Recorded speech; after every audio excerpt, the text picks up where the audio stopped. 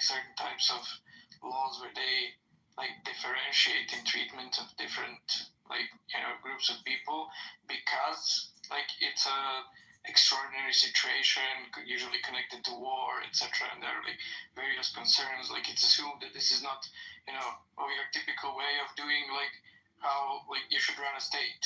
No, this is like something extraordinary that's happening. It's like an exception to the rule. So yeah, the difference would be it's not like in USA and South African examples. It's a country applying it to its own territory. In Israel West Bank, it's not like that's a difference that I'm talking about. Can I just throw something to the ring really quickly and you guys carry on? Like at some point, can you address like clearly there is a convention concerning apartheid.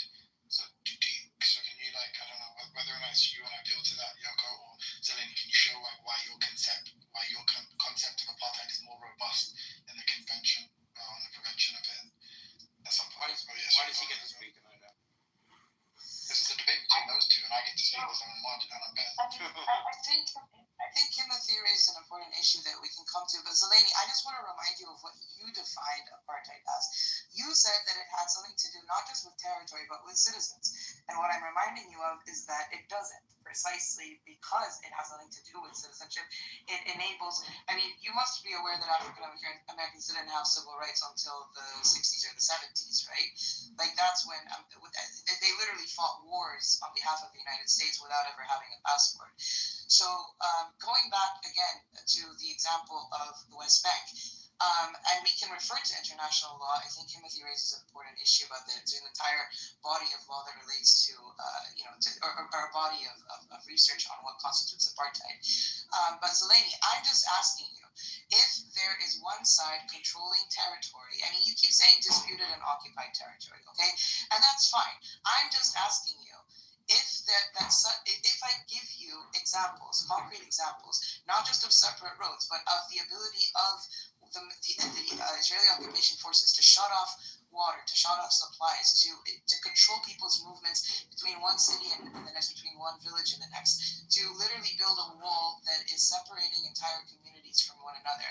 If I tell you there's one side doing this to another, and then there's one side determining who gets any kind of rights and who doesn't, at a time when Israel proper has neither defined what a Jew is, nor drawn any borders as such, meaning it is currently in the process of a very, very real possibility of annexation, a slow annexation that's been happening for years and for decades. And when I tell you that inside 48 Israel itself, it has neither defined what a Jew is, nor has it acknowledged the full right of Palestinian Israelis to citizenship. It defines what a Palestinian Israeli is, what an Arab Israeli citizen is, according to the willingness of that Arab Israeli to learn their language and to do away with their own history.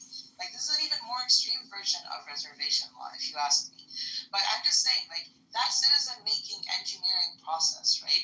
Why is it that when Israel does it, it's not called apartheid, but when the whole world recognized that South Africa did it, it was called apartheid, and the world boycotted South Africa for it, and pushed it into at least abandoning de jure apartheid, like legal apartheid, right?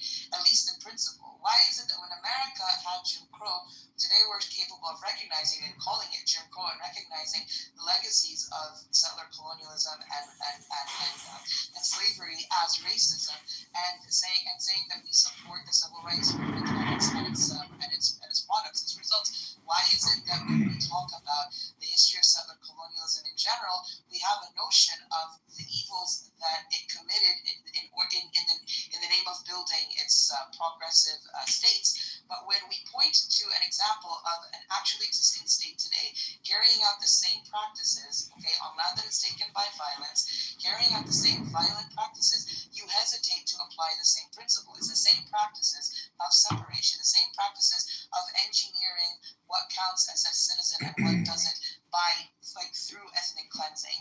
It is the same principle of controlling an entire other population while leaving open the door to decide who gets to be Israeli and who doesn't target. So it's very much the I bet this chick is fat. Going on. These are practices of racism. These are practices of apartheid, materially in every way possible. And I'm just